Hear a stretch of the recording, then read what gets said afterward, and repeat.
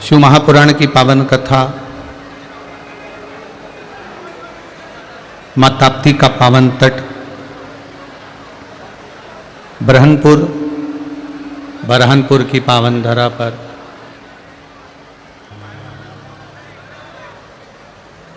सात दिवसीय इस पावन कथा का लाभ लेने का सौभाग्य मिला है।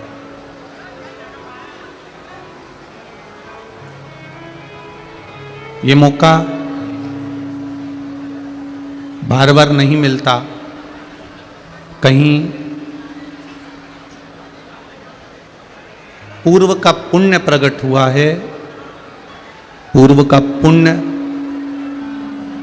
आप और हमको प्राप्त हुआ है, तो ये पावन कथा आप और हम श्रवण कर रहे हैं।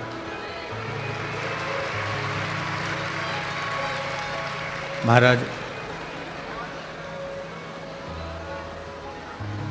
तेरी कृपा बिना ना हिले एक भी अणु, लेते हैं श्वास तेरी कृपा से। बखान क्या करूं राखों के ढेर का, चपटी भभूत में खजाना। हे गंगधार मुक्ति द्वार ओमकार तू, भोले ओमकार तू। आयो शरण तिहार शंभु तार तार। ये शिव की कृपा से, उनकी करुणा से, उनकी उदारता से हमको प्राप्त हुआ। जब तक देवाधिदेव महादेव करुणा ना करें, कृपा ना करें, उनकी उदारता ना हो, तब तक ये शिव तत्व मिलना बड़ा कठिन है।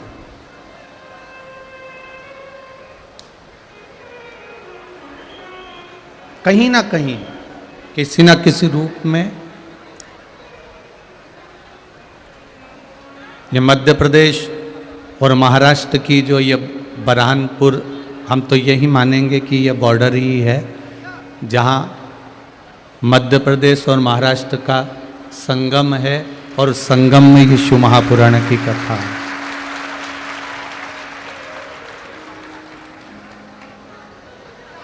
कहीं शिव की कृपा से ये प्राप्त हो गई,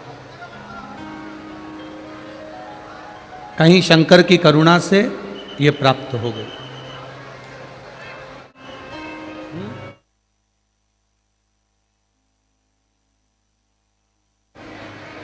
और जब तक शिव की कृपा नहीं होती है, भगवान देवाधिदेव महादेव की जब तक करुणा नहीं होती है, तब तक कोई सुख का अनुभव या भगवान की भक्ति प्राप्त नहीं होती है।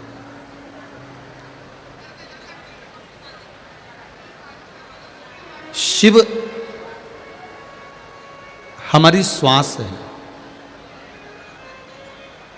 शिव हमारा रोम रोम है, शिव हमारी धड़कन है, और शिव हमारी दृष्टि है, जिसके बिना हम सुने हैं।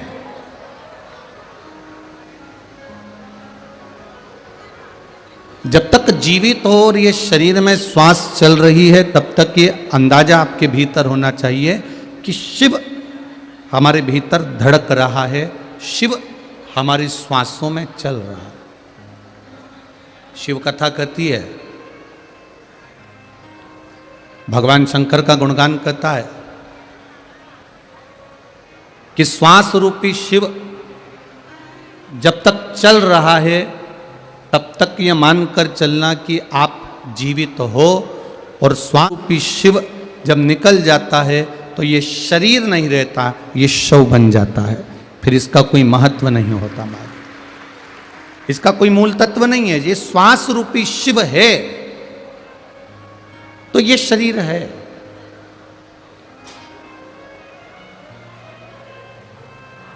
और श्वास रूपी शिव अगर चले गया, श्वास रूपी शिव निकल गया, श्वास रूपी शिव समाप्त हो गया, कहीं श्वास रूपी शिव कहीं गया, तो फिर ये शरीर नहीं रहा, फिर ये श्वास गई ये शव बन गया।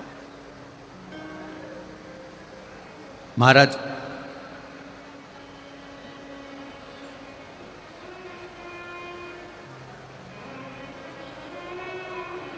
किसी के भी घर पर जाओ,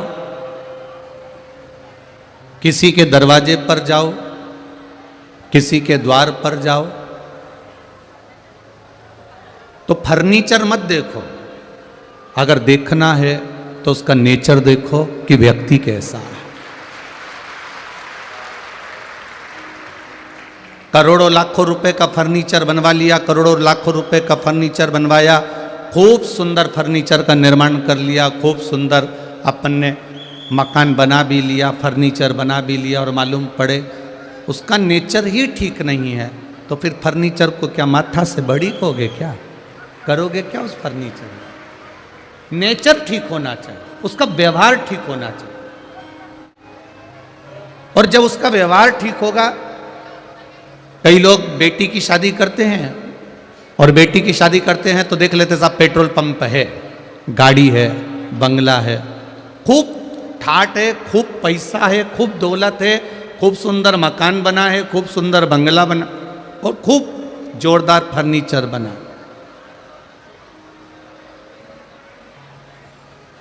बेटी को देने से पहले गाड़ी, बंगला, पेट्रोल पंप, जमीन, जायदाद कम देखो। बेटी को देने से पहले ये देखो कि लड़के का नेचर अच्छा है कि नहीं है, ये व्यवहार कुशल है कि नहीं। ये हमारी बेटी के लायक है कि नहीं है। और आप तो वो उस पवित्र भूमि पर रहते हो ब्रह्मपुर की, जिसका उल्लेख स्वयं स्कंद पुराण में करा गया है। यह कोई ब्रह्मपुर की भूमि कोई साधारण भूमि नहीं है।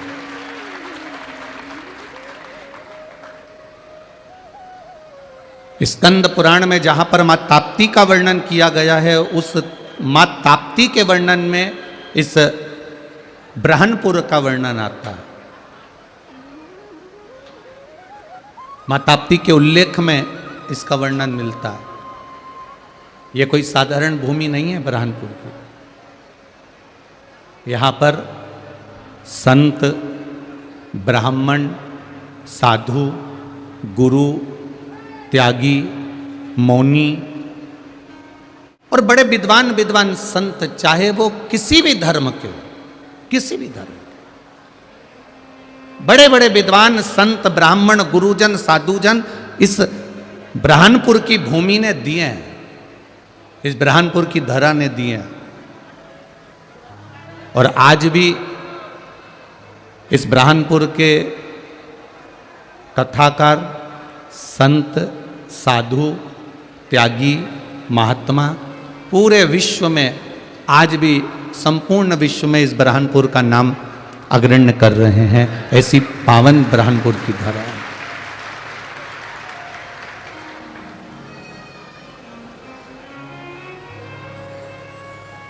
इस पूरे प्रांगण में विराजमान जितने भी संत, साधु, ब्राह्मण, गुरुजन हैं, सबको नमन करता हूं।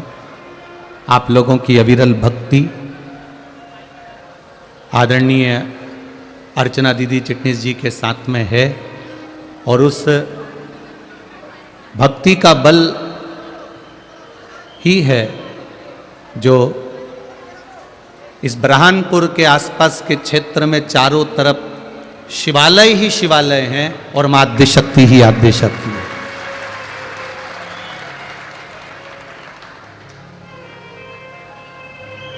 कितनी बार प्रयास करा गया इस ब्रह्मपुर को मिटाने का, कितनी बार प्रयास करा गया इस ब्रह्मपुर को समाप्त करने का, पर मेरा महादेव नीचे से ले किले तक में बैठा है, इसलिए उसी का राज्य चलता है। मेरा महादेव नीचे से लेकर किले तक में बैठा हुआ है, इसलिए उसका राज्य चलता है। और नीचे से ऊपर तक अगर वो बैठा हुआ है तो फिर आपको सोचने की जरूरत नहीं है क्या किसको रोई और चादर तन के सोई है।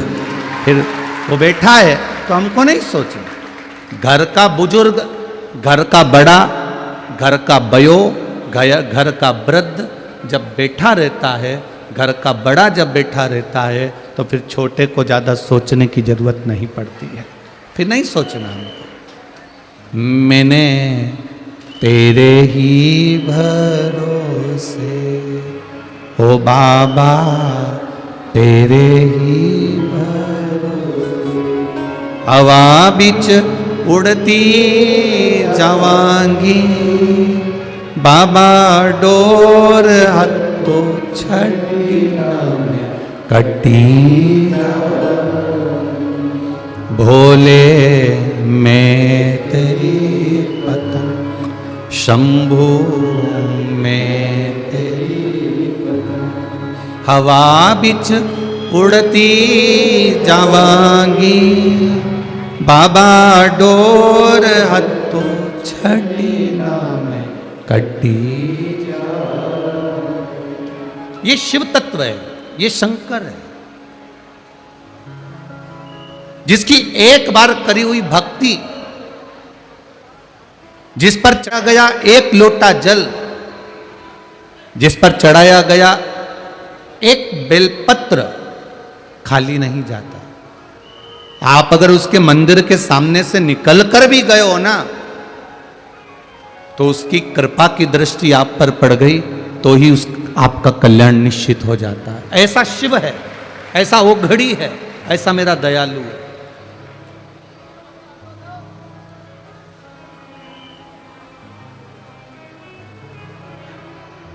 इस शिव महापुराण की कथा में आप आए हो, कई लोग आपसे कहेंगे इतनी भीड़ पड़ रही है,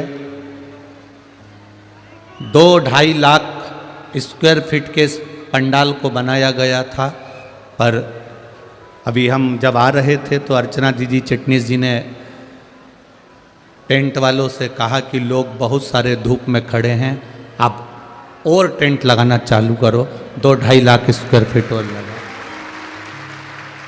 ये शिव तत्व है।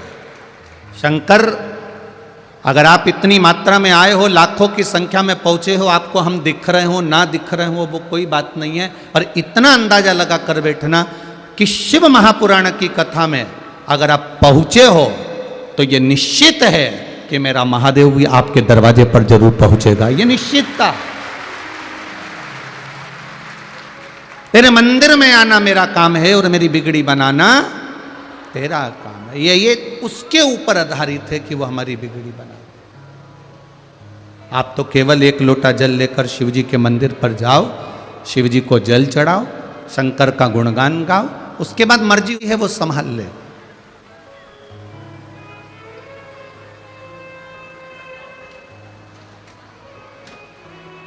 ब्रह्मपुर की इस धरा को जो कथा मिली है वो अश्वत्थामा शिव महापुराण की कथा मिली।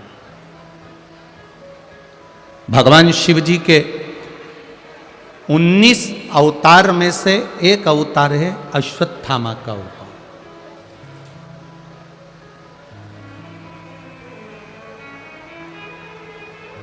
ये शिव जी के 19 अवतार में से एक अवतार है अश्वत्थामा।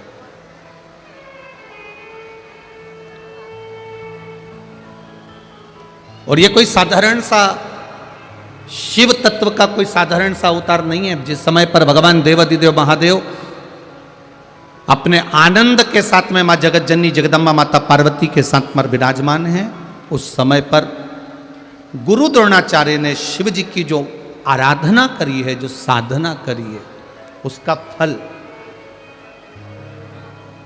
उनको शिव के पुत्र के रूप में अर्थात शंकर भगवान के स्वरूप में प्राप्त हुआ।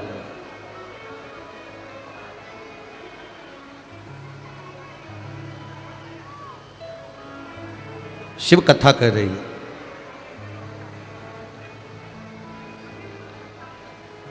गुरु द्रोणाचार्य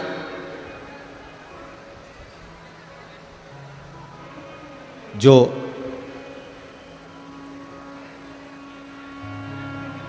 नित्य शिव का शिवलिंग का निर्माण करते हैं और शंकर भगवान के शिवलिंग का निर्माण कर कर उसका पूजन कर कर उस शिवलिंग का विसर्जन करते हैं।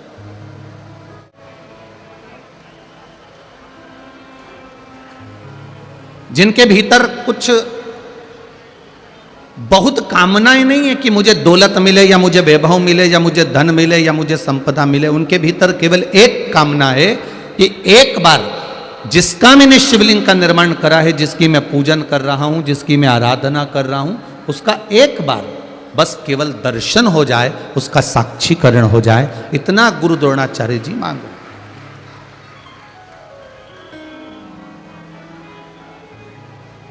केवल जिसका मैं भजन कर रहा हूं, जिसका मैं गुणगान कर रहा हूं, जिसका मैं स्मरण कर रहा हूं, जिसका मैं मंत्र जाप कर रहा हूं, जिसका मैं नाम जाप कर रहा हूं, उसका एक बार साक्षीकरण हो जाए, एक बार उसका दर्शन हो जाए।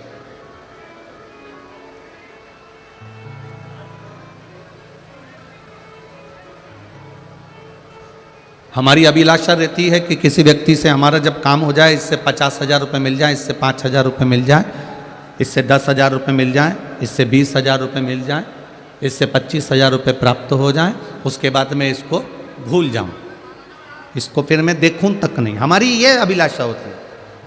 पर गुरु द्रोणाचार्य जी की ये अभिलाषा नहीं थी कि मेरे पास में मुझे वर मिल जाए या मुझे संपदा मिल जाए या मुझे दौलत मिल जाए या मुझे धन मिल जाए। गुरु द्रोणाचार्य जी की एक अभिलाषा प्रबल थी कि बस एक बार जिस महादेव का मैं शिवलिंग का निर्माण रहा हूं, जिस महादेव के मैं शिवलिंग को निर्मित कर रहा हूं, जिसकी मैं पूजन कर रहा हूं, जिसकी मैं आराधना कर रहा हूं, बस उसका दर्शन हो जाए, उसका स्मरण हो जाए। ये अविरल भक्ति है शिव तत्व, ये आनंद की भक्ति है शिव तत्व।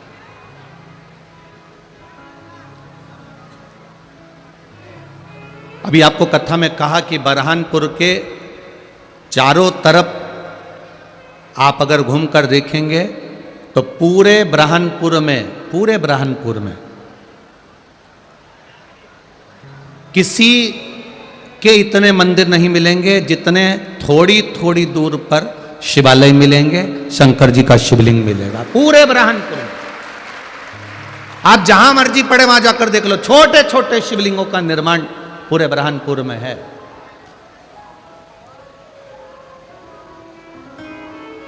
और हम तो कहेंगे बरहानपुर की धरा भोलेनाथ जी और ठाकुर जी, लड्डू गोपाल जी, मदन मोहन सरकार जी, कृष्ण कन्हैया लाल जी, राधा वल्लभ लाल जी, ये दोनों पूरे बरहानपुर को मां आद्य शक्ति साथ में मिलकर पूरे बरहानपुर को संभालती रहती है।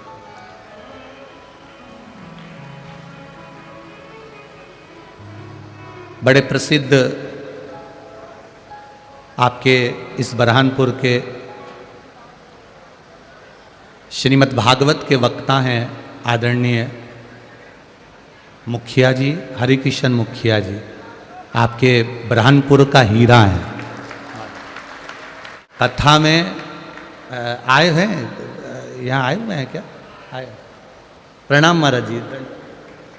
ये आपके बरहानपुर के हीरा हैं जिनके उष्टी मार्ग पर, वैष्णव धर्म पर और ठाकुर जी की भक्ति पर, ठाकुर जी की सेवा के प्रति आपका जो भाव प्रकट किया गया है, सुंदर सुंदर कथाओं के माध्यम से पूरे बरहानपुर की इस सुगंध को पूरे विश्व में फैलाया है आपने। बहुत बहुत प्रणाम करता हूं। सभी ब्राह्मण संतों को मेरा प्रणाम। शिव तत्व है।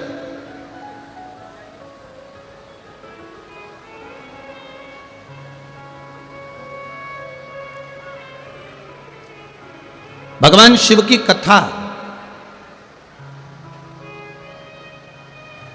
भगवान से केवल मांगने के लिए नहीं बैठना है। इस अश्वत्थामा शिव महापुराण की कथा में एक विचार लेकर बैठना कि मैं आपकी कथा सुन रहा हूं, मैं आपकी कथा सुन रही हूं, ऐसी कृपा करना कि आपका मेरे जीवन में एक बार साक्षीकरण, केवल दर्शन हो जाए और आप मेरे हो जाओ और मैं आपका हो जाऊं। बस इतना शिव से मांग लो, इतना देवादिदेव महादेव से कर दो।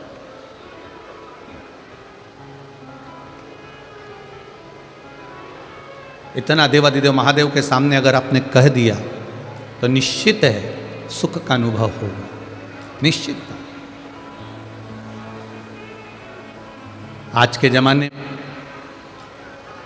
लोग दुनिया की चमक में जी रहे हैं, और ये चमक में जीना हम मना नहीं करेंगे। आप अपनी चमक में जियो, खूब राजसी ठाट में जियो, खूब सुख में जियो, हम कभी मना नहीं करेंगे। पर इतना जरूर कहेंगे, धन कमाने के चक्कर में अपने सनातन धर्म को मत छोड़ देना, नहीं तो जिंदगी भर ढूंढते रहेगा।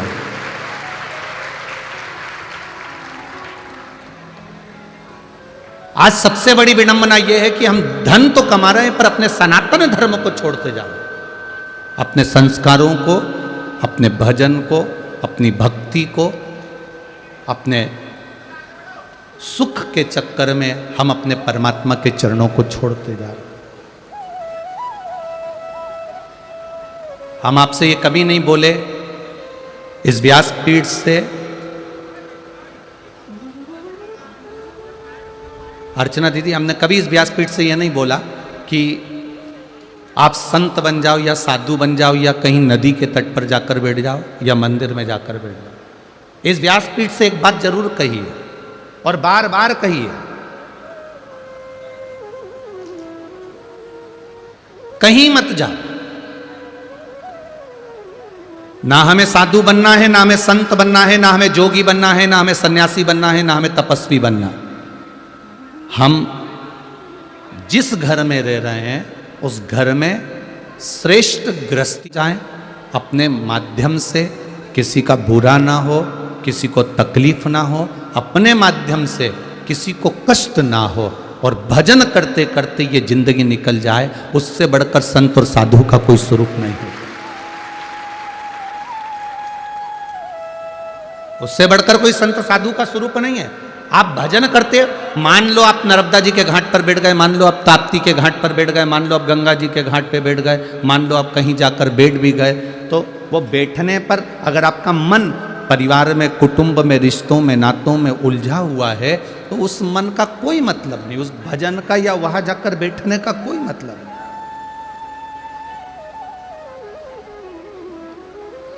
अभी भी इतने लोग आए हो, उसमें भी आधे बहुत तो इसी इंतजार में बैठे होंगे कि किस किस को पूछना है। अब इतनी मात्रा में आयो, लाखों की संख्या में। आप, उम्मीद नहीं थी बरहानपुर वालों की पहले दिन तुम ये लाखों में पहुंच जाओगे, उम्मीद नहीं थी हमको, बिल्कुल नहीं थी कि इतनी संख्या की पूरा मंडी प्रांगण।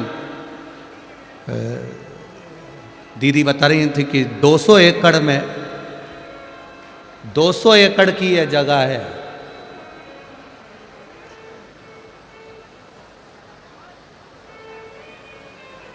एक एकड़ भी खाली नहीं है, यह बरहानपुर है। ये आपकी अविरल भक्ति है, ये आपका विश्वास है, ये आपकी दृढ़ता है, ये आपकी भक्ति है, ये आपका विश्वास है।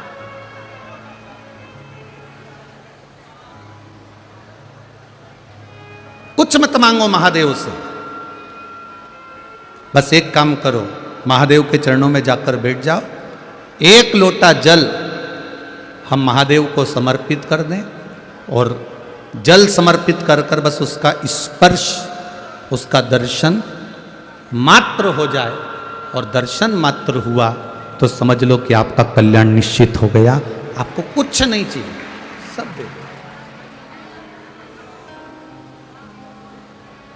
शंभो शरणे पड़ी मांगू घड़ी रे घड़ी, दुख काटो दया करी निदर्शन आपको। ये भक्ति बस मिल जाए, शिव का तत्व भक्ति।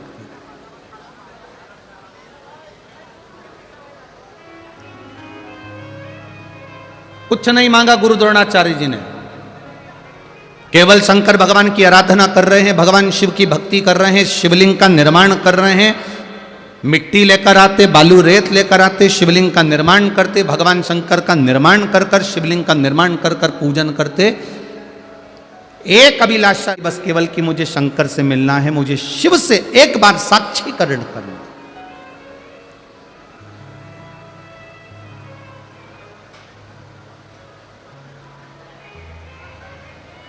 मुझे उस महादेव का साक्षीकरण करना है जिन्होंने ब्रह्मा और विष्णु दोनों के साथ मिलकर इस सृष्टि की सुंदर रचना करी।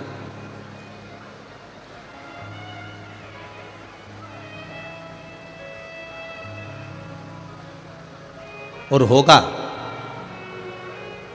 अगर आपका विश्वास पक्का है, आपका भरोसा पक्का है, आप शिव की आराधना में लगे हुए हो, तो निश्चित है एक बार मृत्यु के पहले मेरे महाकाल का दर्शन जरूर होगा, ये निश्चित है।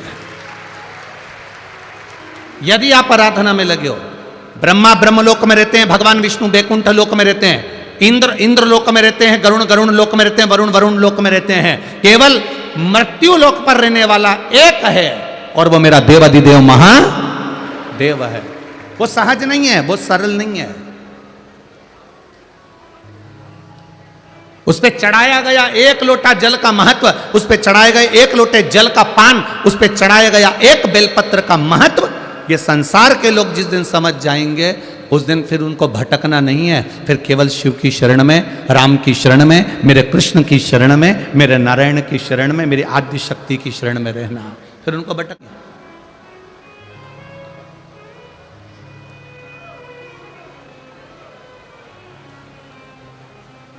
एक पत्र एक बहन ने लिखा है,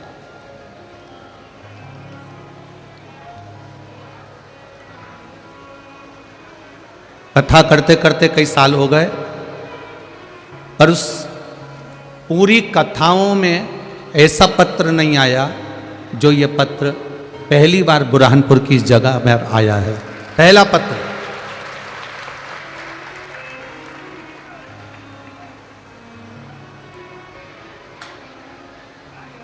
मैं सुरेखा संतोष सोनार, ब्रह्मपुर बुरहानपुर शिकारपुरा की निवासी हूँ। कहीं बैठी हो तो हाथ हिलाइएगा। जहाँ कहीं भी बैठी हो अपने दोनों हाथ इस तरह से हिला देना तो मालूम पड़ जाएगा। ठीक है, कैमरे वाले देख ले वे।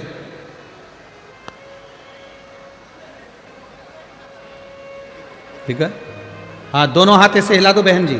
श्री शिवाय नमस्तुभ्यम। मैं सुरेखा संतोष सोनार, ब्रह्मपुर शिकारपुर की निवासी हूँ, बुरहानपुर की रहने वाली हूँ।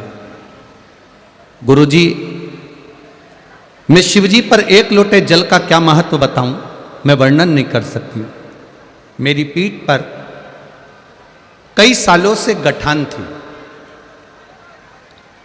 वो गठान बढ़ती चली जा रही थी पर छोटी नहीं हो रही थी। गुरुदेव, सारी जगह का इलाज करवाया पर उस गठान में आराम नहीं लगा। कई लोगों ने कहा ये गठान निकलेगी तो बॉम्बे जांच के लिए जाएगी, हो सकता है कि इससे बड़ी बीमारी रहे। 3 बार डॉक्टरों ने ऑपरेशन का बोला, मैं ऑपरेशन नहीं करा पाई।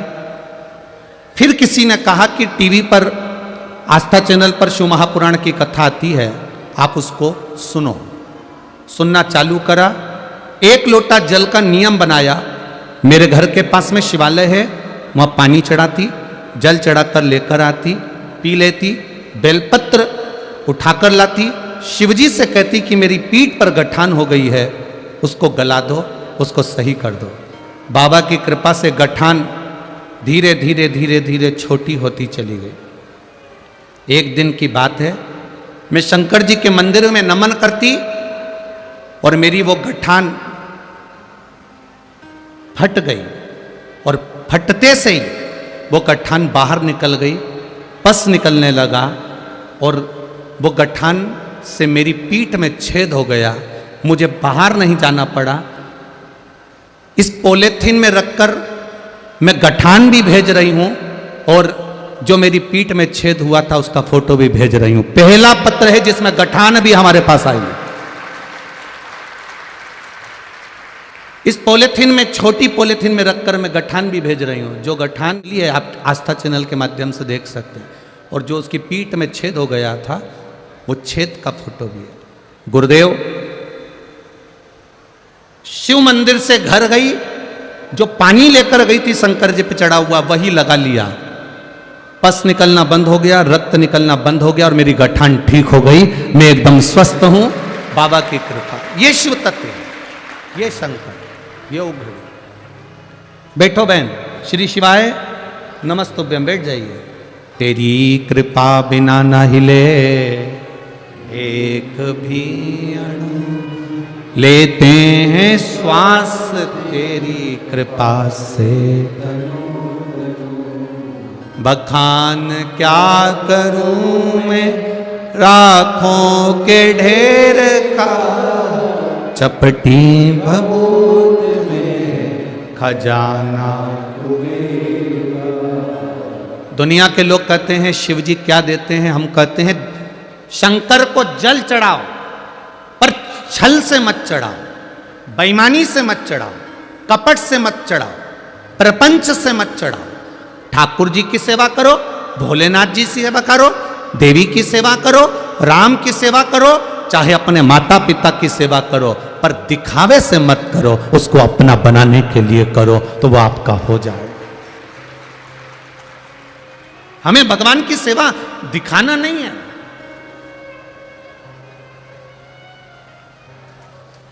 एक पत्र और है, देखिए।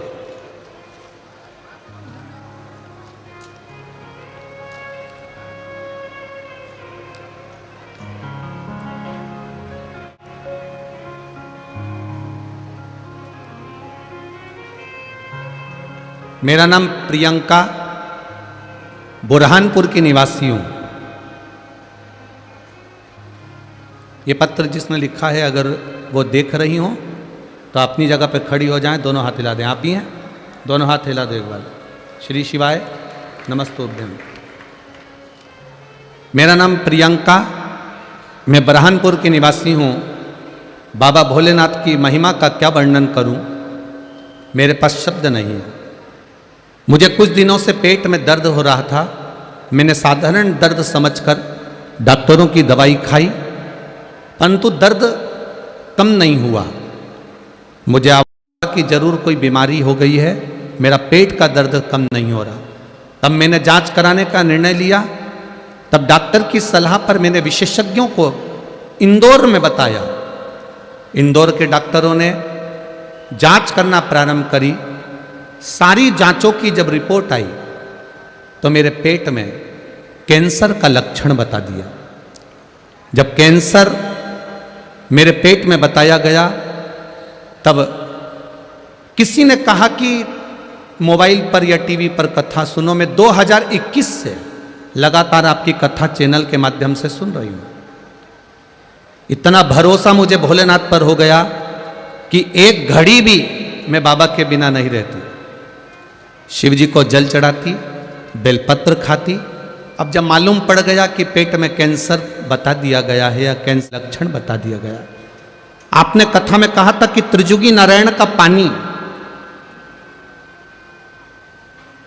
जहां पर शिव और सती का विवाह हुआ है, वो जल मंगवा कर पियो, आराम लगना चालू हो जाएगा। मैंने अपनी छोटी बहन और अपने पति से कहा कि आप जाओ और त्रिजुगी नारायण का जल लेकर आओ। वहां से त्रिजुगी नारायण से जल मंगवाया, शिव जी का नाम लेकर उसको पीना चालू करा। आप कहते हो कुंद कैश्वर महादेव के नाम से पियो, मैंने कुंद कैश्वर महादेव का नाम लेकर पानी पीना चालू करा। दूसरी बार जांच कराने के लिए हम लोग उस कैंसर की जांच कराने के लिए फिर हॉस्पिटल गए। डॉक्टरों ने कह दिया तुम्हारी नॉर्मल रिपोर्ट आ गई है, तुम ठीक हो गई। ये शिव है, ये शंकर, ये ओघड़ी है। बैठो बहन, श्री शिवाय नमस्ते। ये शिव है, ओघड़ी।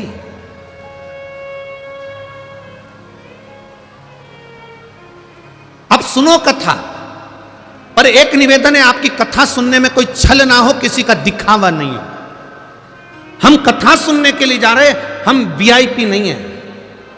हम तो शंकर के केवल गण हैं, शिव की कथा सुनने के लिए जा रहे हैं। कहां जगह मिल रही है? पंडाल में जगह नहीं हो, आप लोग तो अच्छी छांव में बैठे हुए हो, पंडाल के अंदर बैठे हुए हो। अभी हम लोग आ रहे थे दीदी के साथ, तो हमने देखा लोग बाहर धूप में, कोई पेड़ के नीचे, कोई गाड़ियों में। मैं आस्था चैनल वालों से कहूँगा, एक एक जो भक्त लोग बाहर भी बैठे हुए हैं उनको भी आप अवश्य दिखाएं। कोई पेड़ के नीचे, कोई गाड़ियों के नीचे, कोई कहीं, पूरा मंडी प्रांगण में जहां जगह मिल रही है लोग बैठे हुए हैं।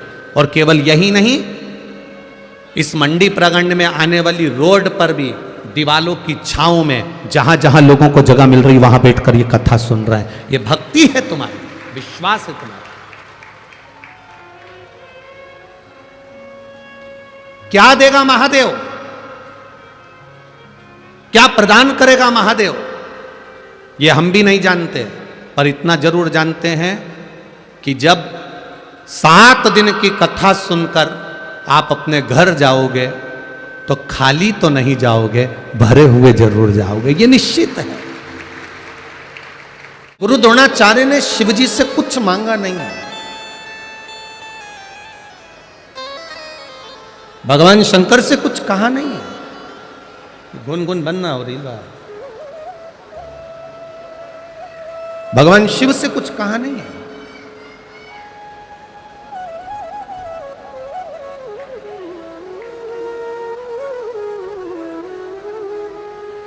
जब भगवान शिव से कुछ मांगा नहीं, केवल शिवलिंग का निर्माण करना और शंकर भगवान को जल चढ़ाना।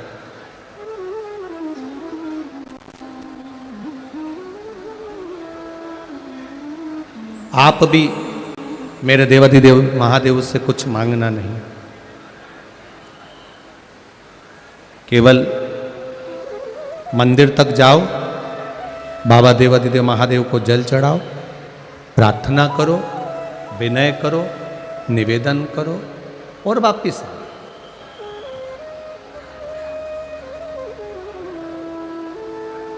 और यदि मांगने का मौका भी मिल जाए अगर महादेव से, तो इतना जरूर कहना कि देना हो तो दीजिए जन्म जन्म का साथ। बस इतना दे दो कि आप और हम,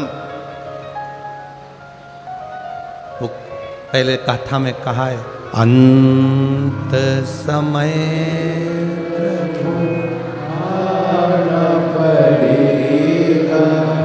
वचन दिया तो निभाना पड़ेगा। आए ना आए प्रभु कुटुंब कबीरा, अंत समय प्रभु आना पड़ेगा। कोई आए ना आए, जीवन में तकलीफ कितनी भी आए, कष्ट कितना भी आए, पर तेरा साथ, तेरी कृपा हर पल बनी रहे। प्रसन्न हो गए मेरे देवाधिदेव महादेव। जैसे देवराज ब्राह्मण के सामने प्रकट हुए थे,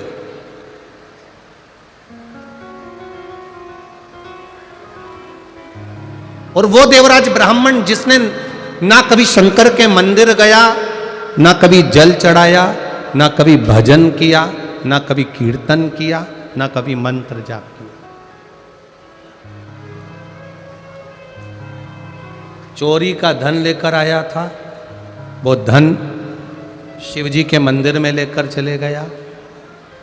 थोड़ी देर शरीर में ताप पड़ा, बुखार आया, छुप कर बैठा रहा, दीवालों में दबत कर बैठा रहा, और फिर जब दब कर बैठा रहा,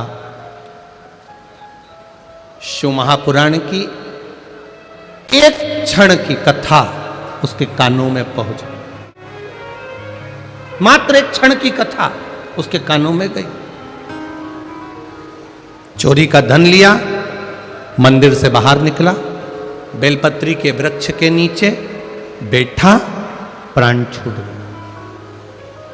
देवाधिदेव महादेव नंदी लेकर आए, देवराज को नंदी पर बिठाया, कैलाश लेकर चले। अब देवराज के मन में एक प्रश्न उठ गया कि ना तो मैं कभी शंकर के मंदिर गया था, ना मैंने लोटा भर के जल चढ़ाया था, ना मैंने कभी बेलपत्र चढ़ाया था, ना कभी मैंने शिव जी की आराधना करी थी। फिर ऐसा कौन सा कारण है जिसके कारण मुझे कैलाश धाम मिल गया? शंकर जी मुझे नंदी पर लेकर जा रहे हैं, ऐसा मैंने पुण्य कौन सा करा था? तब देवाधिदेव महादेव ने कहा, तूने पुण्य नहीं करा, पर तेरी माता रोज, तेरी माँ प्रतिदिन 1 लोटा जल भरकर मेरे मंदिर को चढ़ाती थी, इसलिए तेरी मुक्ति इस बेलपत्री के वृक्ष के नीचे हुई।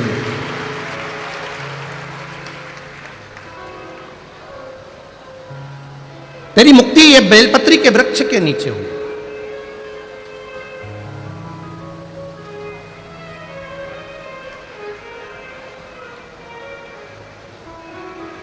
परिवार का अगर एक सदस्य भी भगवान शंकर को जल चढ़ा रहा है, उज्जैन के ऋण मुक्तेश्वर मंदिर में लिखा हुआ है, शिव महापुराण की कथा सुनने वाला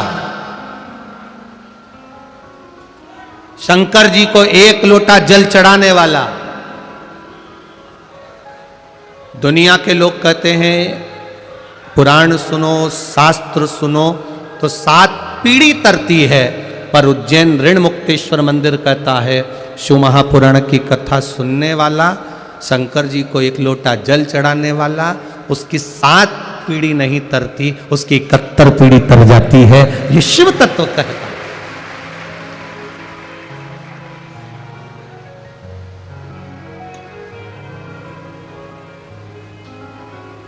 भगवान शंकर का ही गुणगान कर रहा है।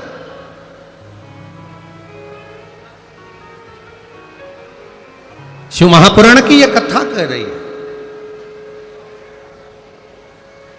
देवराज प्राण त्यागा और उसको बैकुंठ पद मिल गया, कैलाश धाम मिल गया। और यहां गुरु द्रोणाचार्य जी ने जो तप साधना करी, उसका बल इतना बढ़ता गया, इतना बढ़ता गया कि देवाधिदेव महादेव को प्रकट होना ही पड़ा, प्रकट होना ही पड़ा।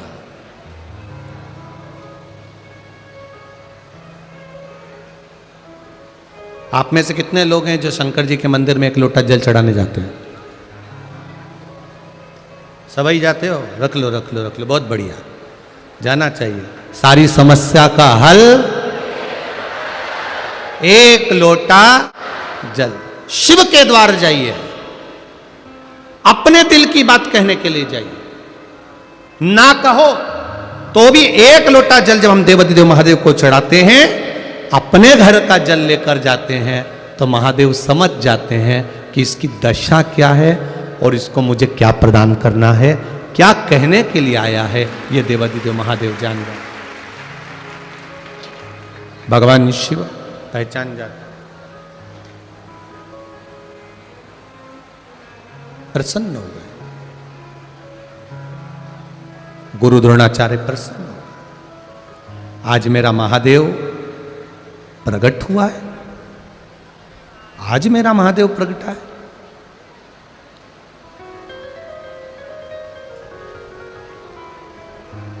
महादेव ने कहा गुरु द्रोणाचार्य जी से, मांगो। द्रोणाचार्य जी मांगो, आपको क्या चाहिए, क्या प्रदान करूं मैं आपको?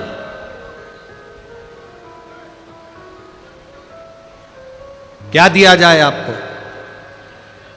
गुरु द्रोणाचार्य जी ने कहा, धन दौलत संपदा नहीं चाहिए, बस आपके जैसा कोई पुत्र या आप मेरे घर में बेटे बनकर जन्म ले लो, इससे बढ़कर कोई सुख नहीं होगा। आप मेरे हो जाओ, मैं आपका हो जाऊं, इससे बढ़कर कोई आनंद नहीं, और कुछ भी नहीं चाहिए। महाराज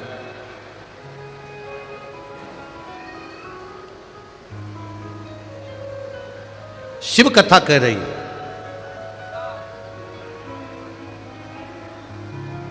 भगवान शंकर का गुणगान कर रहा है। आप मेरे घर में बेटे के रूप में जन्म ले लो। भगवान शिव जी ने कहा यह नहीं हो सकता कि मैं आपके घर में जन्म लूं। हां, मेरा एक अंश भगवान शिव कह रहे हैं गुरु द्रोणाचार्य से, तुम्हारी धर्म पत्नी कृपी, उस कृपी के गर्भ से मेरा एक अंश जन्म लेगा। जब वो गर्जना करेगा, उस गर्जना के कारण उसका नाम अश्वत्थामा कहलाएगा। वो अश्वत्थामा।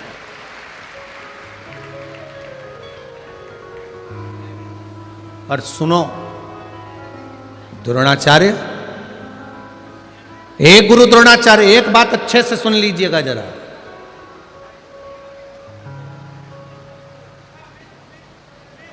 परीक्षा बहुत होगी तुम्हारी,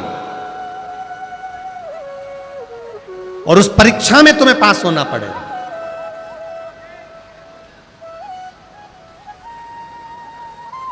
बेटे का जो जन्म होता है वो भाग्य से होता है, पर बेटी का जो जन्म होता है वो भाग्य को भी 100 गुना करा जाता है, तो सौभाग्य से होता है।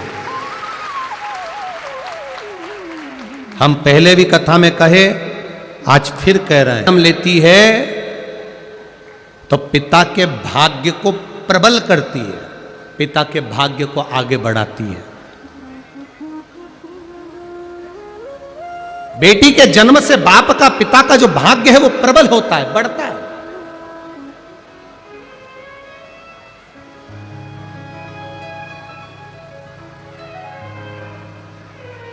भगवान देवादिदेव महादेव ने कहा गुरु द्रोणाचार्य से, तुम्हारे घर में तुमने बेटे को मंगा है, और बेटे भी मेरे जैसा मंगा है महादेव। अगर महादेव बेटा बनकर आएगा तो तुम्हें परीक्षा देना पड़ेगा, बार बार परीक्षा देना पड़ेगा, तुम्हारी आंखों में जल भर जाएगा।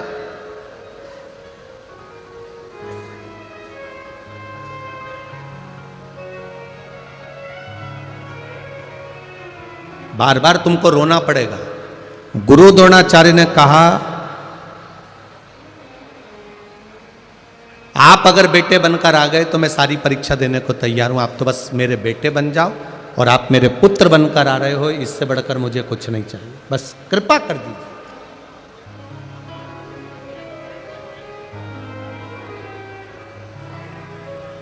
ठीक है, देवादिदेव महादेव ने वर दिया। कृपी, गुरु द्रोणाचार्य जी की धर्म पत्नी कृपी गर्भ से हो गई। कई वर्ष गुरु द्रोणाचार्य को निकल गए थे, पर संतान का सुख नहीं था। कई वर्ष निकल गए। जो दुनिया में कोई नहीं कर सकता, वो मेरा देवादिदेव महादेव कर सकता है। जो दुनिया में कोई ना कर पाए,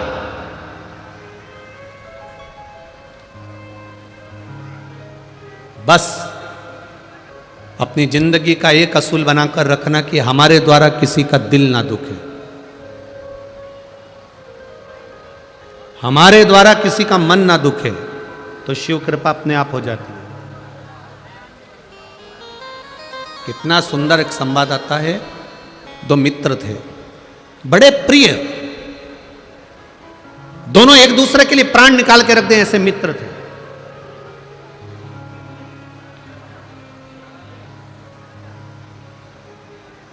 बहुत उनमें प्रेम बढ़ा हुआ था, बहुत प्रेम।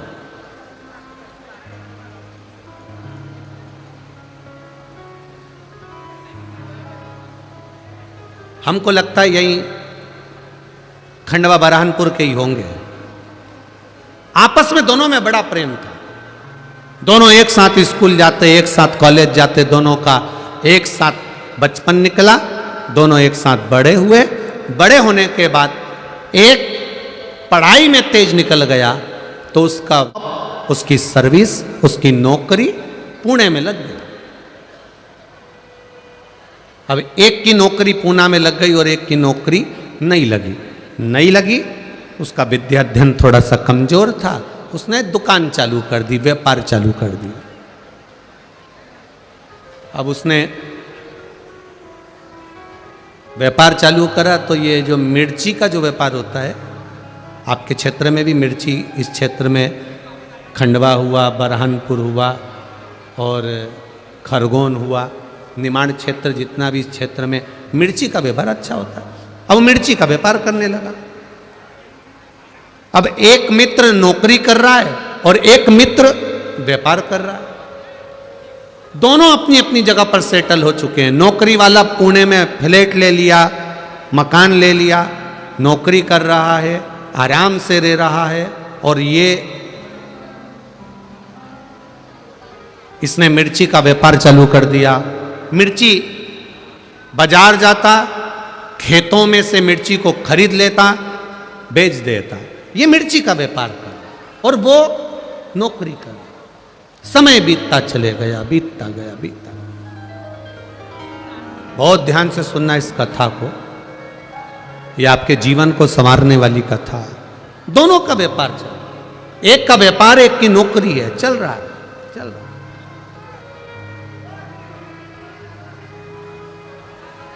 अब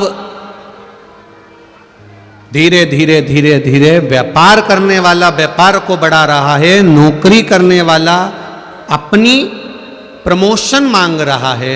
समय निकलते गया और समय की अनुकूलता में कंपनी बंद हो गई, नौकरी छूट गई।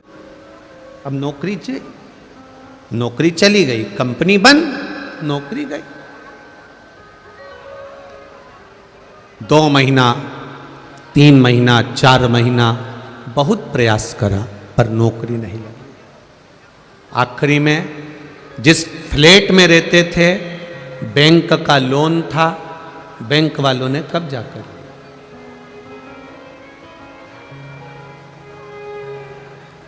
अब वो विचार करने लगा, मैं यहां पर रहकर करूंगा क्या?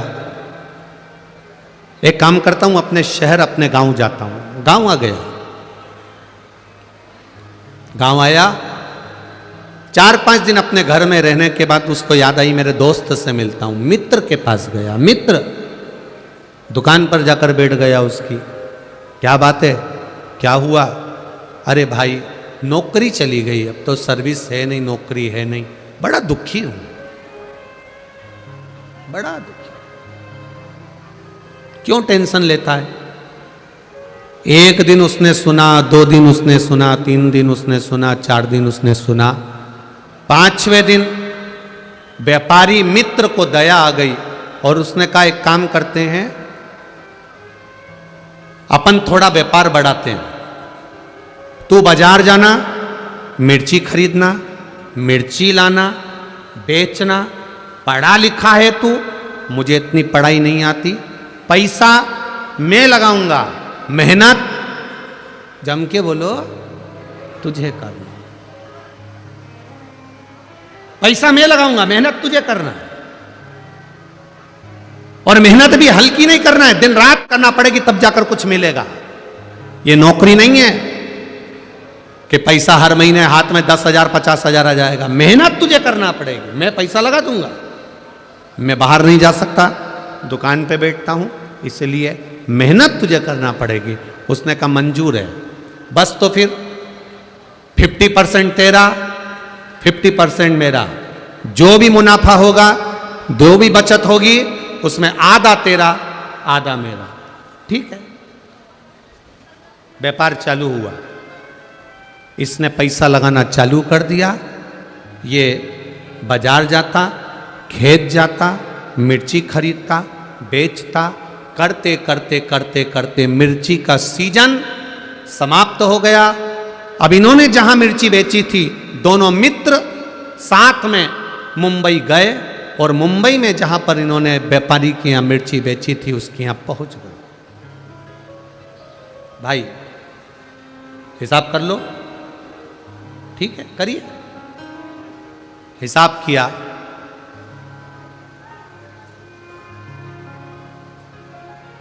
₹2 लाख इनको मुनाफा मिला। 2 लाख रुपए ज्यादा मिल गए। अब दोनों खुश, 1 लाख तेरा, 1 लाख मेरा।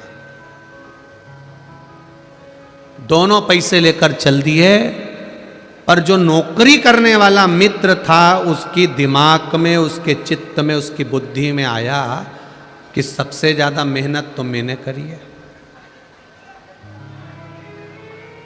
धूप में मैं जाता, गर्मी पड़ रही थी, धूप पड़ रही थी, पानी गिर रहा था, बारिश पड़ रही थी, ठंड पड़ रही थी, और मैं खेतों में जाके मिर्ची खरीदा और उस मिर्ची को मैंने बेचा। मेहनत तो मेरी ज्यादा, अब इतनी मेहनत मैंने करी, इसने तो क्या करा, पैसा लगाया बस, और बैठा रही अपने घर में दुकान पे। सबसे ज्यादा मेहनत मेरी है, इसके मन में आ गया। इसने अपने दोस्त से कहा मेरी मेहनत ज्यादा है, 1.5 लाख मैं लूंगा, तू 50,000 ले। उसने कहा ये बात तो गलत है भाई, दोनों का 50-50 था। जब 50-50 दोनों का था, 50-50% दोनों का था, तो आधा आधा दोनों का हो गया। नहीं नहीं नहीं, मैं 1.5 लाख लूंगा, तुझे 50,000 लेना पड़ेंगे। दोनों, उस व्यापारी ने कहा कि ऐसा नहीं होता, फालतू की बात मत कर। इसको गुस्सा आया और इसने अपने मित्र का तकिए से गला दबा दिया, मुख दबा दिया, मित्र मर गया, व्यापारी मित्र मर गया।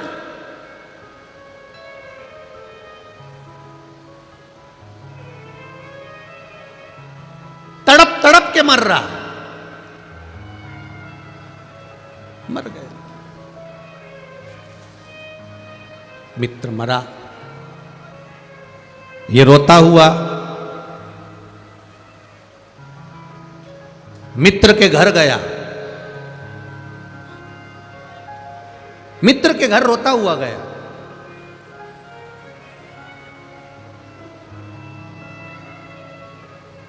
भाभी, हम दोनों ने काम करा था और दोनों का 50% था।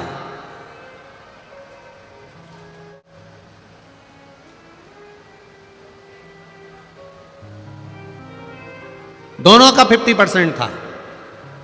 60,000 रुपए की बचत हुई, उसमें से ये 30,000 रुपए भाभी मेरे दोस्त के हिस्से के आपको दे दिए और 30,000 मैंने रख लिए।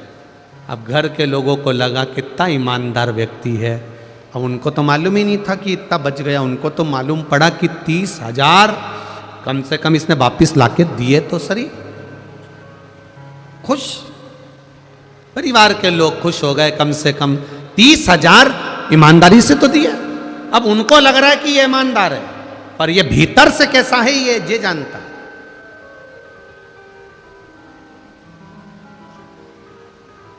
कितने रख लिए उसने, दोस्त ने कितने रख लिए? 1,70,000। केवल 30,000 रुपए मित्र को दिए, जिस मित्र ने इसको काम सिखाया, जिस मित्र ने इसको व्यापार सिखाया, जिस मित्र ने इसको धंधा सिखाया। 30,000 रुपए घर वाले उसमें भी संतुष्ट हो गए। कोई बात नहीं भैया, आपकी ईमानदारी कितनी है, आपने हमारा हिस्सा तो दे दिया। आंख में पत्नी आंसू भर के रो रही, बच्चों की आंख में आंसू था। अंकल, अगर आप नहीं होते तो हमारा कोई नहीं होता, कम से कम आपने पापा का हिस्सा तो ला कर दे दिया, पिताजी का हिस्सा तो ला कर दे दिया। बच्चे भी दुखी रोते हुए, पत्नी भी रोती हुई धन्यवाद दे रही थी। मित्र काम सीख चुका था, मित्र अपना व्यापार सीख चुका था, मित्र सारे व्यापारियों से मिल चुका था। उसको सब मालूम पड़ गया कि कहाँ से मिर्ची लेना है, कैसे काम करना है, क्योंकि मित्र जो मरा उसने सब कुछ सिखा दिया था। और अब ये खुद व्यापार करने लगा। व्यापार करते करते करते करते करते करते करोड़पति बन गया, खूब वैभव हो गया, देश में विदेश में सब दूर इसका काम हो गया। खूब खूब जोरदार काम चला, खूब जोरदार। अब शादी हो गई इसकी। शादी होने के बाद घर में एक बच्चा हो गया, करोड़ों का धन, गाड़ी बंगला, संपदा वैभव, सब कुछ हो गया। सब कुछ।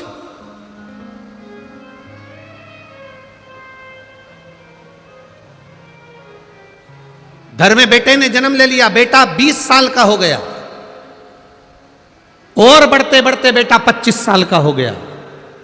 खूब खुशियां घर के अंदर, रोज पार्टियां हो रही हैं, रोज धन आ रहा है, गाड़ियां बदली जा रही है, वैभव आ रहा है। जो बेटा कह दे बाप वो लाकर रख दे, जो पत्नी कह दे वो पति लाकर रख दे। इतनी संपदा बढ़ती चली, इतना वैभव बढ़ता चले, इतना वैभव। 25 साल का बेटा हो गया, शादी की तैयारियां होने लगी, बेटे के लिए लड़की देखने लगे। उतने समय में बेटे को थोड़ा सा रोग ने, बीमारी ने घेर लिया। बेटा बीमारी ने घेरा, डॉक्टर के यहां गए, इलाज चालू हुआ, पर कोई डॉक्टर की पकड़ में बीमारी नहीं आ रही है कि इसको बीमारी क्या हो गई, इसको रोग क्या हो गया।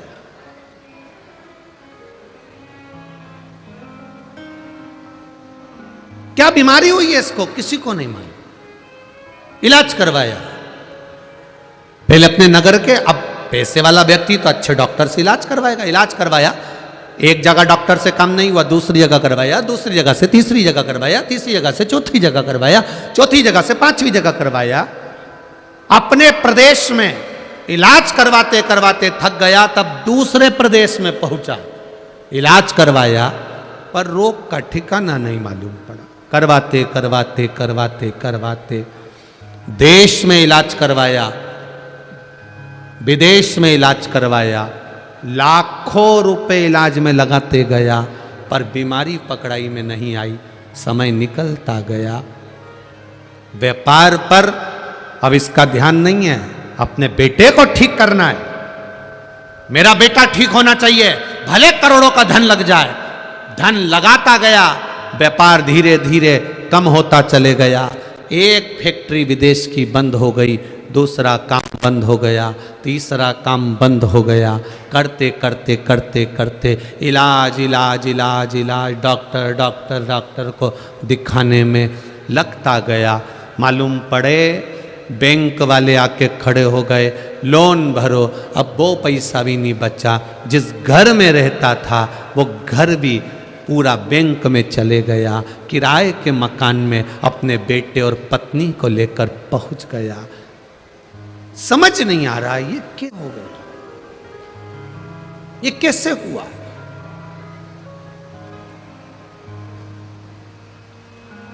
समाप्त होते चले गए।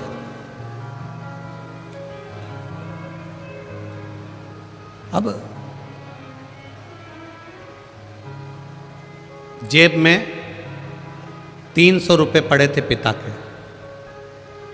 और बाप बेटे के सिर पर हाथ रखकर पलंग पर बैठा किराए के मकान में। बेटा केवल 300 रुपए बचे हैं, केवल 300, कुछ भी नहीं है, रोटी के लाले पड़ गए, कुछ नहीं बचा। तेरी बीमारी में मैंने सब लगा दिया, क्या करूं अब, किसको दिखाऊं तुझे, किसको बताऊं मैं, क्या करूं मैं कि तू मेरा हो जाए, तू बच जाए।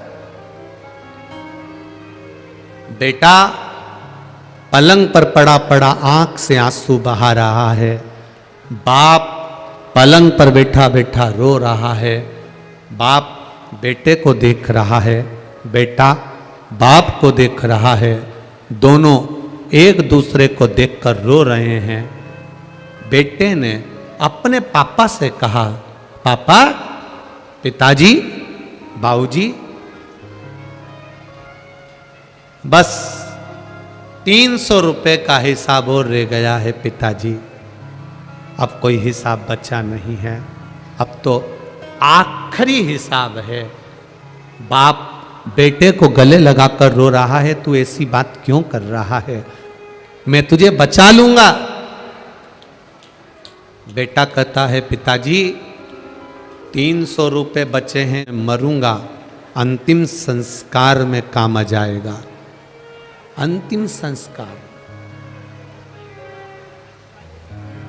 धीरे धीरे बेटा आंखें बंद करने लगा। बाप रोने लगा, तड़फने लगा पिता।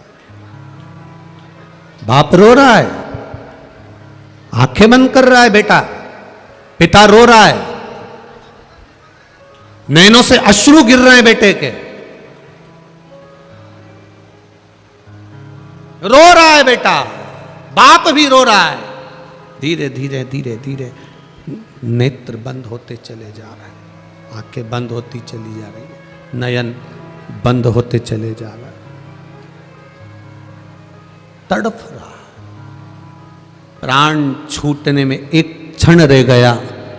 बेटे ने अपने पिता से कहा, पिताजी मैं आपका बेटा नहीं हूं, मैं वही आपका मित्र हूं जिसके 70,000 रुपए आपने ज्यादा खा लिए थे, आज 70 करोड़ रुपए निकाल कर लेकर जा रहा।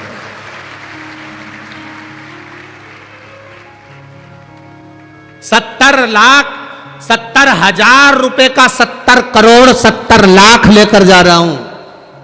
यह हिसाब कोई साधारण नहीं है। आधी रोटी खा लो, रूखी रोटी खा लो, पर किसी को धोखा देकर उसका धन मत खा जाना, जिंदगी भर तड़प तड़प कर मरना पड़ता। थोड़ी आवाज बढ़ाइए। जिंदगी भर तड़प तड़प कर मरना पड़ता। आधी रोटी खा लो, एक रोटी खा लो, बिना घी की रोटी खा लो, रूखी रोटी खा लो, किसी का वैभव, किसी का धन, कोई तुम्हारा साथ दे रहा है, तुमको उसने तुम्हारे बुरे वक्त में उसने तुम्हारे को 5,000, 50,000, 25,000, 1 लाख, 2 लाख रुपए उसने तुम्हें बुरे वक्त में दे दिए, तुम्हारा साथ निभा दिया। अब तुम्हारा फर्ज है कि उसका एक एक रुपया अठन्नी अठन्नी भी उसको वापस देना है, नहीं तो ना जाने कौन तुम्हारे घर में जन्म लेगा और वो कहां रुपया लगा कर जाएगा, ये तुमको भी नहीं मालूम पड़ पाएगा। बहुत कठिन है महाराज, बहुत कठिन।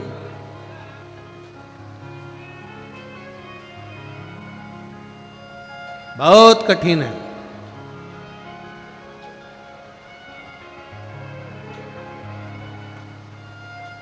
करोड़ों का धन आता है, करोड़ों का वैभव आता है, ये भी बनाना है, वो भी बनाना है, वो भी बनाना है, ये भी करना है, वो भी करना है, सब कुछ करना है। करोड़ों का वैभव होता है, करोड़ों का धन आता है, पर हम कितना उसको लगा रहे हैं और कितना हम भोग कर रहे हैं, यह हमको अंदाजा होना चाहिए। मत बुरे कर्म कर बंदे वरना पछताएगा, भगवान की आंखों से तू बच नहीं पाएगा, तू बच नहीं पाएगा। अरे हो अज्ञानी मत करना, तेरे कर्म का फल भी तू ही पाएगा, जैसा किया तूने तेरे आगे आएगा। मत बुरे कर्म कर बंदे वरना पछताएगा, भगवान की आंखों से तू बच नहीं पाएगा, तू बच नहीं पाएगा। सबसे छुपा सकते हो, हर जगह से छुपा कर रख सकते हो, पर मेरे विश्वनाथ से छुपा कर नहीं रख सकते। एक एक श्वास का 21,600 श्वास जो मनुष्य के शरीर से निकल रही है, एक एक श्वास का हिसाब मेरा महादेव इस मृत्यु लोक को छोड़ने से पहले पूरा हिसाब ले लेता है कि तूने करा क्या है, पूरा हिसाब।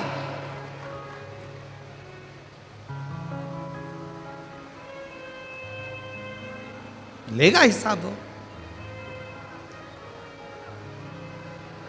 लेते हो कि नहीं लेते हिसाब? अपने लड़के से कहा जा 50 रुपए ले जा, 10 रुपए का सर्फ ले आना, 10 रुपए का साबुन ले आना, 10 रुपए का बिस्कुट ले आना। बेटा आया, आकर मां ने पूछा ले आया सामान? हाओ, ला हिसाब दे। मां 10 रुपए का सर्फ लाया, 10 रुपए का साबुन लाया, 10 रुपए का बिस्कुट लाया। कितने बचे? 20। ये लो मां, ये 20 रुपए। जब एक माता पिता अपने बच्चों से 50 रुपए का, एक माता पिता अपने बच्चों से 100 रुपए का हिसाब ले सकते हैं, तो वो महादेव भी 100 साल का हिसाब तो लेगा कि करा क्या तूने नीचे जाने के बाद, इस मृत्यु लोक में पहुंचने के बाद तुमने किया क्या है, इस भूमंडल पर जाने के बाद, इस मृत्यु लोक में पहुंचने के बाद तुमने करा क्या? क्या करा? महाराज केवल एक काम करा, खूब सवेरे 8 बजे से दुकान खोली, रात को 9 बजे बंद करी, घर पर आए, रोटी खाई, थोड़ी देर बैठ के मोबाइल चलाया और उसके बाद सो गए। सवेरे उठे, ब्रश करा, मुंडा धोया, स्नान करा, अखबार पढ़ा और फिर वापिस नाश्ता करके दुकान चले गए। तो महादेव भी कहेगा जिंदगी भर कमा कमा के मर गया, इसलिए फोटो तो दीवार टंगेगा और तू नरक में टिकेगा। कोई अच्छा काम कर कर नहीं जा रहे। कई लोग कहते हैं हमें अपना घर संभालना है, हमें अपना परिवार संभालना है, हमें अपना पुत्र पुत्री सब संभालना है। शिव जी कहते हैं कि जन्म देने वाला मैं हूं तो निभाने वाला भी मैं हूं। कोई दूसरा तुमको नहीं निभाएगा, निभाएगा तो मेरा देव अधिदेव महादेव निभाएगा, कोई दूसरा नहीं। गुरु द्रोणाचार्य, तुम्हारी धर्म पत्नी कृपी के गर्भ से बेटे के रूप में मैं जन्म ले लूंगा, पर परीक्षा तुम्हें देना पड़ेगी, निभाना तुमको पड़ेगा। बहुत लोग मिलेंगे इस संसार सागर में, आप लोगों से कहेंगे हमारे पास आओ, हम तुम्हारे पास में दुख नहीं आने देंगे, तकलीफ नहीं आने देंगे, कष्ट नहीं आने देंगे। परशु महापुराण की कथा कहती है संसार में ऐसा कोई नहीं है महाराज, कोई नहीं। मृत्युलोक में अगर जन्म लिया है, पृथ्वी पर अगर आए हो, तो 2 कारणों से हमारा जन्म हुआ है। एक, भगवान का भजन करने के लिए, और दूसरा अपने कर्म का भोग भोगने के लिए। ये अपने कर्म का भोग हमें भोगना, कोई दूसरा नहीं भोगेगा। जैसे आपको भी प्रयागराज की कथा में कहा था, छींकना है अपना छींकना अपने को पड़ेगा, खांसना है अपना खांसना अपने को पड़ेगा। तुम तुम्हारी पड़ोसन से कह दो तू छींक दे, मैं नहीं छींकूंगी, ऐसा हो सकता है? नहीं, बरहानपुर में होता हो तो बात दूसरी है, पर हमारे इधर तो नहीं होता। क्या हमें स्वयं को छींकना पड़ेगा, हमें स्वयं को खांसना पड़ेगा, रोटी भी स्वयं खाना पड़ेगी, पानी भी स्वयं पीना पड़ेगा। प्यास तुम्हें लग रही है और तुम पड़ोसन से कह रही हो मुझे बहुत प्यास लग रही, मुझे बहुत प्यास लग रही, पानी पी ले तू। हो सकता है ऐसा? अरे बोलो तो रे बरहानपुर वालों, हो जाएगा? नहीं होगा। अपना छींकना अपने को पड़ेगा, अपना खांसना अपने को पड़ेगा। बीमारी आएगी तो भोगना भी अपने को पड़ेगा, दवाई भी अपने को खाना पड़ेगी। उसी तरह अपने कर्मों का भोग भी अपने को भोगना है। इसलिए 1 लोटा जल भी अपने को ही चढ़ा, कोई दूसरा नहीं चढ़ाए, स्वयं चढ़ाइए, स्वयं।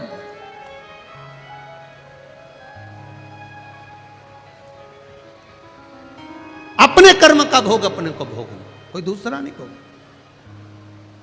द्रोणाचार्य जी आपको परीक्षा देना पड़ेगी, बारंबार आपको परीक्षा में पास होना पड़ेगा, आपको बार बार परीक्षा देना पड़ेगी। द्रोणाचार्य जी ने कहा ठीक है, बेटे का जन्म तुम्हारे घर में तुम्हारी धर्म पत्नी कृपी के गर्भ से एक बेटे का जन्म होगा जिसका नाम अश्वत्थामा होगा। जिसका नाम अश्वत्थामा होगा वो अश्वत्थामा तुम्हारे घर में जैसे ही जन्म लेगा बड़ा वीर, बड़ा तेजवान, सब कुछ होगा। हुआ, अश्वत्थामा का जन्म हुआ, बड़ा तेजवान था, बड़ा वीर था, बड़ा प्रबल था, बहुत तीव्र था।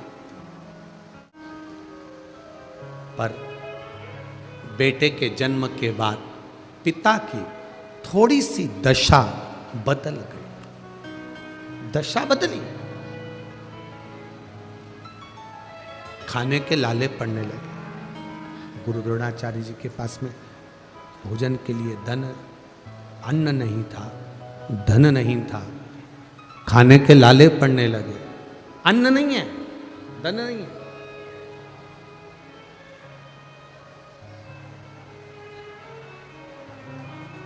क्या करूं मैं? गुरु द्रोणाचार्य चले गए परशुराम भगवान के पास में। परशुराम जी से विद्या सीखने लगे।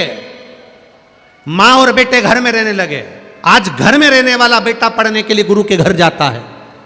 वहीं से गुरु द्रोणाचार्य निकल कर जा रहे थे और गुरु द्रोणाचार्य जी ने जाते गुरु द्रोणाचार्य ने जाते जाते अपने बेटे को देखा। तो क्या देख रहे हैं बेटे को? सारे बच्चे, आश्रम के बच्चे सारे की सारे गाय का दूध लेकर आए हैं और पी रहे हैं। और अश्वत्थामा अपने मित्रों से कह रहे हैं दूध मुझे भी पीना है, गौ माता का दूध मुझे भी दे दो, मुझे भी पीना है, गौ माता का दूध मुझे भी दीजिए। मित्रों से कह रहे हैं। और मित्र आटे को पानी में घोलकर अश्वत्थामा को लाकर दे देते हैं। अश्वत्थामा, थोड़ा आवाज बढ़ा रे बाबू। अश्वत्थामा पानी में घुला हुआ आटा अश्वत्थामा पीते हैं। अश्वत्थामा पी रहे हैं आटे का पानी।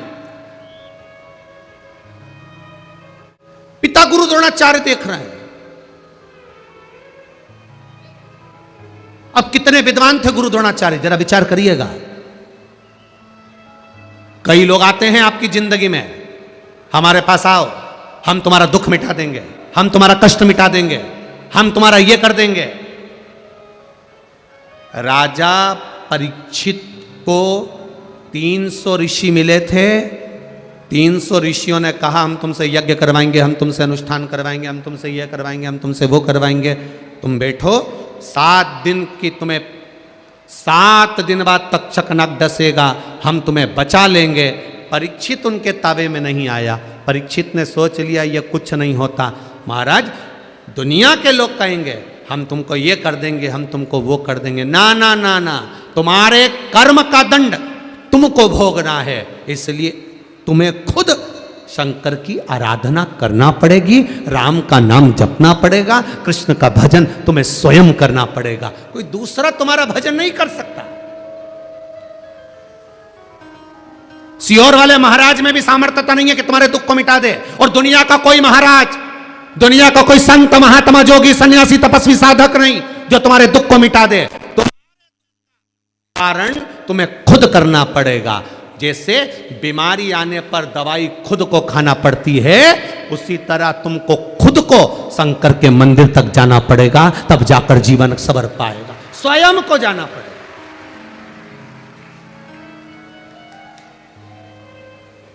स्वयं परमात्मा की चौखट पर, परमात्मा के द्वार पर, परमात्मा के दरवाजे पर स्वयं जाकर निवेदन करो, स्वयं जाकर विनती करो, स्वयं जाकर उससे विनय करो, वो निभाएगा।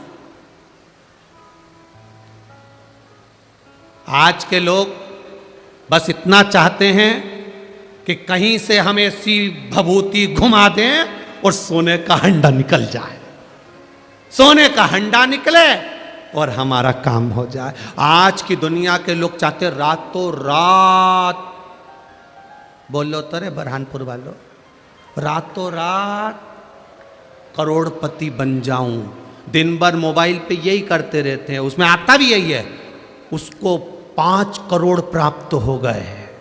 बस उसने ये गेम खेला था, अब तुमको उसने गेम में लगा दिया।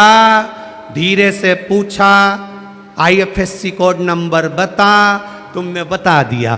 फिर उसने पूछा बैंक अकाउंट नंबर बता, तुमने बता दिया। पूछो जरा आसपास के थानों में जाकर, पुलिस प्रशासन से, कोतवाली में जाकर पूछो, सबसे ज्यादा केस यही मिलते हैं। उसके 50,000 निकल गए, उसके 25,000 निकल गए, उसके 1 करोड़ निकल गए, उसके लाख निकल गए। क्यों निकले? केवल तुम्हें रातों रात जो करोड़पति बनना था, उसके चक्कर में तुम खुद रोड़पति बन गए। अब थाने में पहुंच के कह रहे, सर FIR लिख लो। सर भी बोल रहे फालतू खुद है, FIR लिखाने आया, फालतू खुद बैठा दिन भर मोबाइल पर। करोड़पति बनने का सरल उपाय, करोड़पति। किसी के चक्कर में बताना, कोई कित्तई के, कोई कित्तई के मेरे पास आ जाओ, दुख मिटा दूंगा, तकलीफ मिटा दूंगा, कष्ट मिटा दूंगा। नहीं नहीं नहीं, तुम्हें खुद भजन करना पड़ेगा, तुम्हें स्वयं शिवालय जाना पड़ेगा, तुम्हें स्वयं भगवान का गुणगान करना पड़ेगा, तब कुछ प्राप्त हो। कोई दूसरा नहीं कर सकता। एक पत्र आया है, देखिए।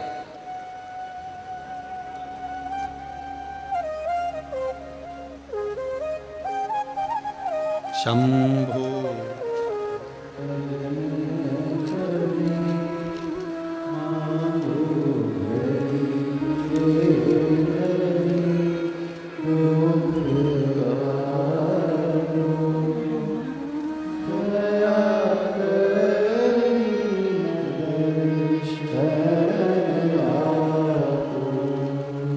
शंभो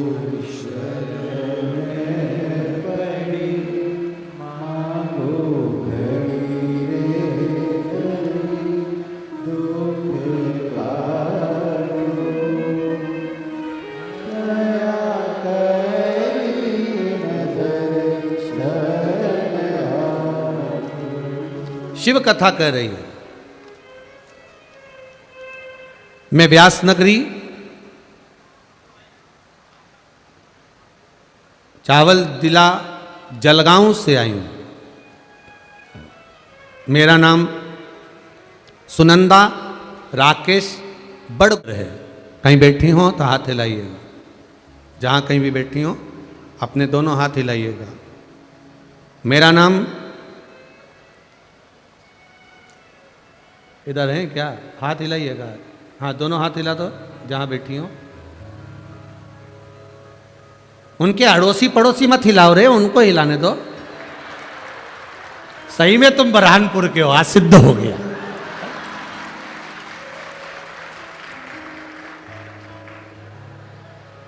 मेरा नाम सुनंदा राकेश बड़गुजर है। दोनों हाथ हिला दो। श्री शिवाय नमस्तु। बड़गुजर है। मैं शिवजी का क्या बखान करूं। मेरे पति के गले में 3 बड़ी बड़ी गठान हो गई थी। हमने अच्छे अच्छे हॉस्पिटल में दिखाया, मुंबई तक दिखाया। सब ने कहा कि इसका ऑपरेशन करना पड़ेगा और ये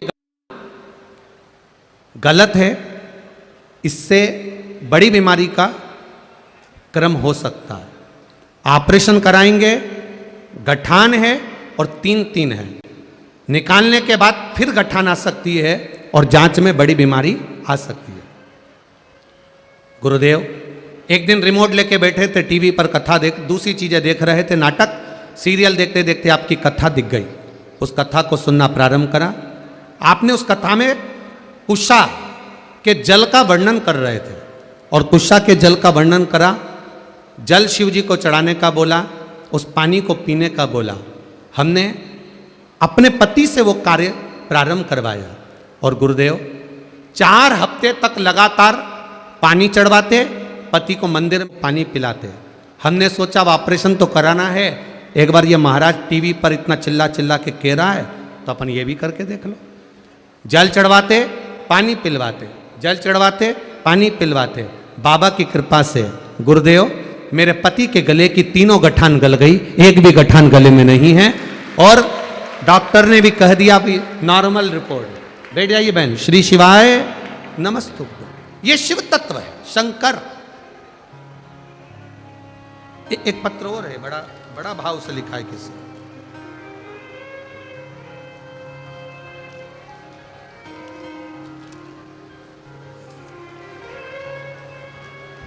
दीपमाला चौहान भुसावल से हैं, कहीं बैठी हो तो हाथ हिलाइएगा। दीपमाला चौहान भुसावल से पीछे है। अच्छा, दोनों हाथ हिला दीजिए एक बार। श्री शिवाय नमस्तुभ्यं। दीपमाला चौहान भुसावल से। गुरुदेव मैं बाबा का क्या वर्णन करूं,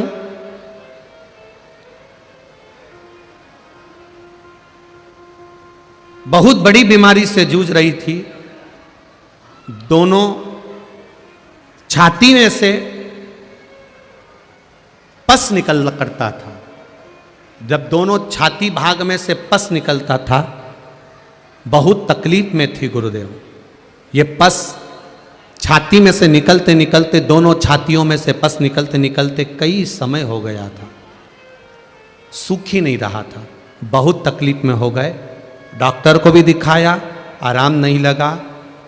लग रहा था कि कोई बीमारी शरीर में हो गई है जिसके कारण ये छाती का पस सूख नहीं रहा, अपने आप पस निकलता रहता था, पीप अपने आप पस निकलता रहता। बड़े तकलीफ में हो गए गुरुदेव। तब एक बार कहीं जा रहे थे और रोड पे चलते चलते किसी ने शिव महापुराण पर शंकर जी का जल चढ़ाने का वर्णन करा, बेलपत्र खाने का बोला। हम बेलपत्र खाने लगे, शिव जी का चढ़ा हुआ जल अपनी छाती पर लगाने लगे। बाबा की कृपा से गुरुदेव 15 दिन में पस निकलना बंद हो गया और मैं ठीक होना चालू हो गया। ये शिव तत्व है। बैठिए बहन। हर हर महादेव। शिव तत्व इसी को कहा। मैंने तेरे ही भरोसे बाबा, तेरे ही भरोसे हवा बिच उड़ती जावांगी, बाबा डोर हथो छड़ी नावे कटी जावांगी, भोले मैं तेरी पतंग, शंभू मैं। ये शिव तत्व है। लेगा परीक्षा मेरा भोलेनाथ। आपको भी कष्ट होगा। इस मंडी प्रांगण में ब्रह्मपुर की जगह पर अपनी जगह संभालना, बैठना, इतनी भीड़ में आना, धक्के खाना, कष्ट आपको भी होगा।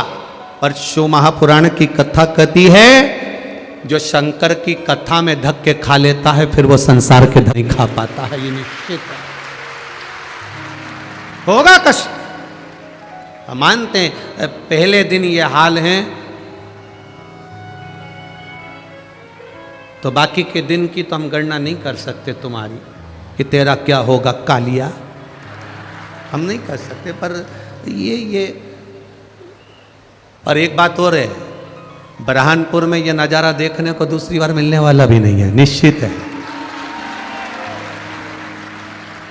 अर्चना दीदी कह रही थी, गुरुजी जब राजनीति के अंतर्गत कोई व्यक्ति कोई कार्यक्रम करता है, राजनीति का कोई कार्य करता है, तो राजनीति का कोई मंच का कार्यक्रम है या कोई बड़ी सभा करना होती है तो सब दूर गाड़ियां भेजना पड़ता है या सबको एकत्रित करना पड़ता है, पूरी जान झोंक देना पड़ती है, तब लोगों को इकट्ठा करा जाता है। हम तो इतना प्रचार भी नहीं करे, पर समझ में नहीं आया। ये 2 दिन पहले से आके भर आ गए, समझ में नहीं आया कहां से आया।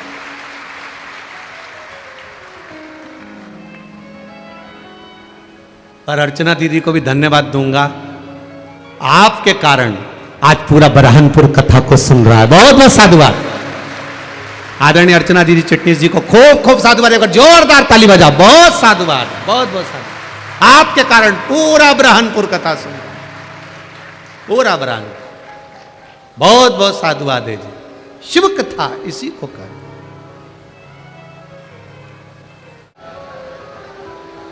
पिता गुरु द्रोणाचार्य को यह बात थोड़ी हृदय को लग गई, मन में खल गई। जैसे चंचुला देवी का पति बिंदु प्रेत योनि में जब पड़ जाता है, तो चंचुला को जैसे यह बात खली थी कि मेरा पति प्रेत योनि में पड़ गया, इसकी मुक्ति कैसे, इसका मोक्ष कैसे, इसकी मुक्ति का उपाय क्या होगा। जैसे चंचुला जी के मन में बात खली, ऐसे ही गुरु द्रोणाचार्य के मन में बात खली और चंचुला देवी ने काशी में पहुंचकर भगवान शिव की शिव महापुराण कथा का रसतत्व सुनकर अपने प्राणों को त्यागा। पार्वती जी की सहेली बन गई। पार्वती जी ने कहा शिव महापुराण की कथा करवाओ, तुम्हारे पति को मोक्ष मिलेगा। तब तुमरुका जी से जाकर निवेदन करा, शिव महापुराण की कथा को श्रवण किया। तुमरुका जी जो भगवान शंकर के परम भक्त हैं, शिव के उपासक हैं। इसमें कई पत्र ऐसे आए हैं जिसमें कई लोगों को संतान की प्राप्ति नहीं हुई और शिव की कृपा से संतान का सुख मिला। आप भी प्रयास करिए। 10 साल हो गए हों, 20 साल हो गए हों, 15 साल हो गए हों, 25 साल हो गए हों, दिल से देवादिदेव महादेव की आराधना करो। एक सफेद आंकड़े की जड़ लेकर शिव जी के मंदिर में जाकर भगवान तुमरुका जी का नाम लेकर शिव की आराधना कर कर 21 बार बाबा पर से भ्रमण कर कर अपने कमर में उसको लाल धागे में बांधकर शिव की आराधना में लग जाओ। शिव जरूर कृपा करेंगे और अगर संतान नहीं है तो भी मेरा महादेव दे देता है, ये निश्चित है। भाग्य लिखने वाले देवता होते हैं, भाग्य लिखने वाला देव होगा, पर भाग्य को बदलने वाला तो केवल मेरा महादेव होगा। अगर भाग्य में सुख नहीं भी लिखा है, महादेव की आराधना करने वाला सुख प्राप्त कर लेता है। बिंदु की मुक्ति के लिए चंचुला देवी ने कथा करवाई। सुंदर प्रसंग का भाव आता है। शिव पार्वती ईश्वर जी गोरा जी बनकर पधार रहे हैं। सुंदर